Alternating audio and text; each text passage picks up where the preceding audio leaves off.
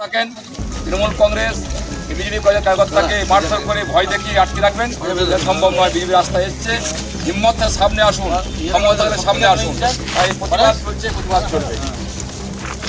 জয় শ্রীরাম, भारत माता की জয় भारत माता की।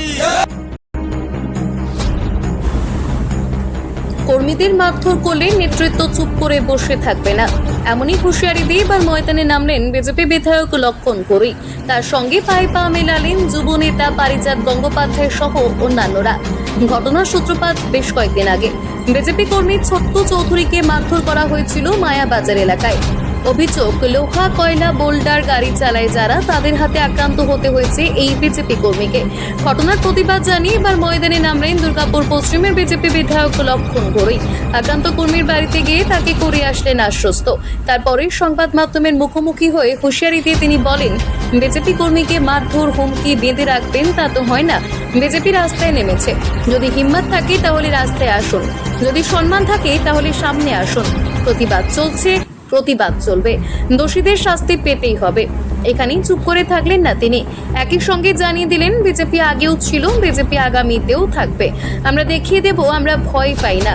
আমরা ওয়ারিয়া থানার সামনে পথে নেমে বুঝিয়ে দেব বৃহত্তর আন্দোলন কাকে বলে।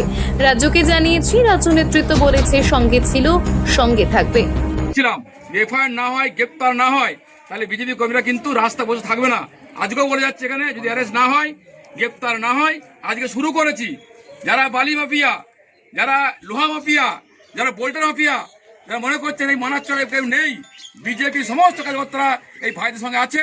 আগামী দিনে ছিল, আগামী দিনেও থাকবে।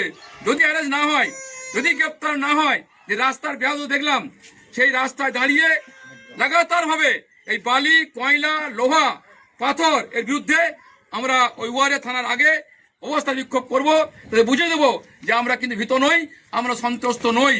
আবার বলছি, এই এলাকায় যারা বিজেপি করে তাদের সঙ্গে পুরো পার্টি সাথে আছে। আমাকে সমীক্ষা ফোন করেছিলেন, মিডিয়া খবর পাওয়ার পর লক্ষ্যতা কি হয়েছে সমস্ত জানিয়েছি, রাজ্যকে জানিয়েছি। তারা বলেছেন তুমি যাও, খবর নাও কি হচ্ছে। সারা পার্টি, বাংলার পার্টি সাথে আছে, সাথে ছিল, সাথে থাকবে। গ্রেপ্তার না হলে এই আন্দোলন শুরু হয়েছে, এই আন্দোলন চলছে, এই আন্দোলন চলবে। সেই কারণে বাড়িতে এসেছিলাম, ওনার মায়ের সঙ্গে, ভাইদের সঙ্গে, গ্রামের লোকের সাথে দেখা করলাম, আশ্বস্ত করে যাচ্ছি কোনো চিন্তা করবেন না, পার্টির সঙ্গে আছে, আমরা আছি, সকলে একসাথে লড়বো। উল্লেখ্য, আগামী বছর রাজ্য বিধানসভা নির্বাচন, তার আগে মাটি কামড়ে ধরে রাখতে মরিয়া বিভিন্ন রাজনৈতিক দলগুলি। একদিকে যখন তৃণমূল কংগ্রেস নেমে পড়েছে ময়দানে, ঠিক তখনই মাটি আঁকড়ে পড়ে রয়েছে এবার বিজেপিও। সেই প্রমাণটাই আবারও যেন পাওয়া গেল শহর দুর্গাপুরে।